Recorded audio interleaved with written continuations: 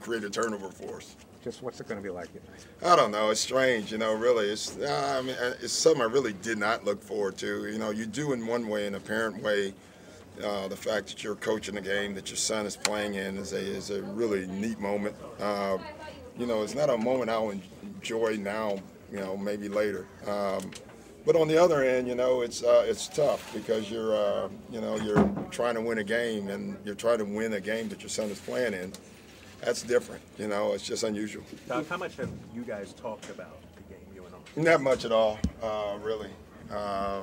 We talked more about it this summer, when he was first drafted. As I told you yesterday, my young son, Spencer, the instigator, brings it up every chance he gets. He even brought it up yesterday.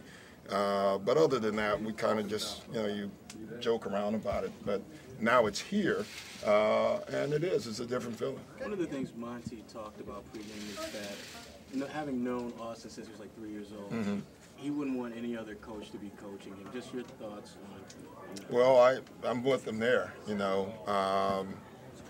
It's nice. This whole thing is just neat. It's even strange for me, all this stuff. So, it's funny. You grow up, or you raise your kids, and you want them to do well, and you want them to make the pros, and that was Austin's goal. But you don't plan on the other stuff. You got to coach against them. That's not something I ever really thought about. And then I never thought about it until the moment he was drafted, like who was going to coach him. Because I had so many friends who coach, I never gave that any thought, So, and now it's all happened, and it's going well. Austin's struggling right now. He's played well. He's played up and down, and that's part of being a rookie, and he's learning that, and it's good to have Monty around him. That's not bad. Doc, was there any father-son time at all today? Or no, not much. I mean, we kind of do our jobs. That's what we're here for. I had to handle all the ticket stuff with the family, so he got to do nothing, just get ready for the game. You should have made him do that. I agree. That will change. Will Chris play tonight? He'll dress. He's more available. How about that? Than last night, than the game the other night. I still don't want to use him. We actually needed him the last game because of our foul trouble, and I still didn't use him.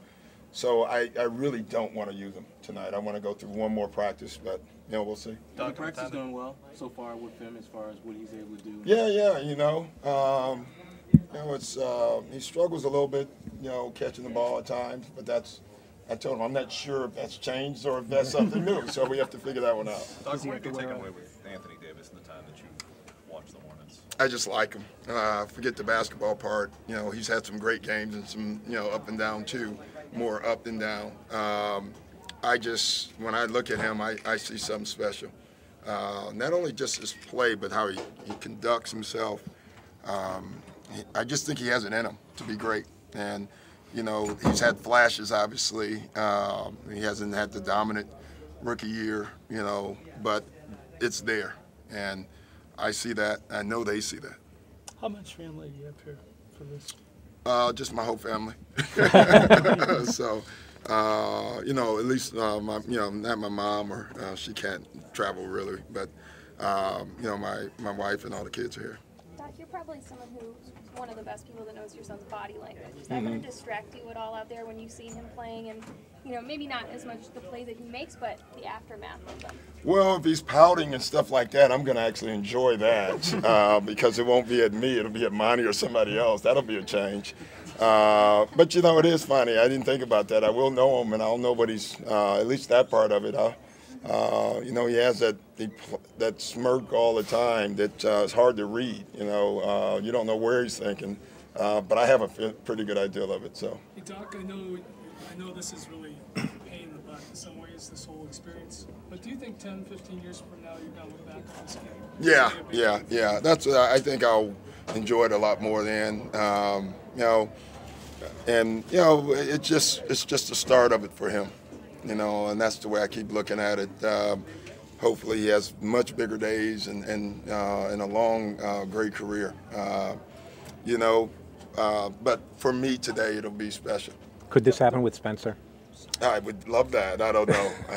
Let's not jump the boat here. So, no. Doc, last Friday you had Kevin with the second unit in the second quarter with Yeah. Jason, Jet, all those guys. He's been with the second unit most of the time. Yeah. Is that something you by design? Yeah, absolutely. Because he's kind of the anchor, you know, and he adds another ball handler, as crazy as it sounds, you know, at center. But when you have Jet and Courtney, you know, teams are starting to try to pressure us now. To have Kevin on the floor to be able to facilitate our offense with that group has helped us. Is that the 5-5-5 plan kind of build into that? Yeah, if you notice, we're even trying to go 5 and actually sit him 7, which is going by score when you can do it or not. But when I can, I do it because then he can play start in the second quarter with that unit, and that's been really good for us. What does it say about Kevin, the fact that he's good chance he's going to be starting in the All-Star game? Guys at his point in their careers, not starters. No, but I don't think he knows that. You know what I mean? He's the last to know his age until, you know, we get to a practice where we're running or something. Then he conveniently brings up his age. But, I mean, he just goes out and plays, you know. And the thing with Kevin, I don't think he ever plays to be an all-star. His play makes him an all-star. And I think that sets him apart from a lot of players, you know. If Kevin could go to Malibu over the All-Star break, he'd be good. If he goes to the All-Star game, he'd be happy with that. You know, and that's probably why he's so good. Do you think Jared should get consideration for the rookie-sophomore game? Yeah, I definitely do. You know, the only problem with that game, there'll be no, you know, the dunks and all that. I don't see Jared doing all that. he doesn't fit that mode. Do you think your son should get consideration? I don't know. I have my own vote. If I did, I would always vote for my son. But no, he has to play better. He has to get going. Doc, based on the stories you've heard from your son and the things he's told you, how is being a rookie in this day and age different from when you were?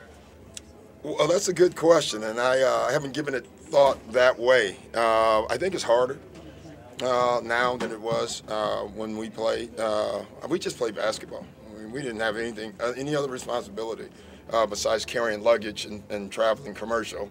Other than that, but I just think there's more pressure. There's more stuff. There's just so much about all the guys, and it's just Austin, but Anthony, and I don't think half the world knew my name. You know, I just got to go play basketball, and now it's just more stuff, and I think it's much harder. It takes a lot more than just basketball skill to be. Yeah, it does. I think the maturity and the patience and all that stuff is you know, you're tested far more now, not only on the floor but off the floor with articles written about you in a good way and a bad way. You know, it's way too much. You know, but it's what it is.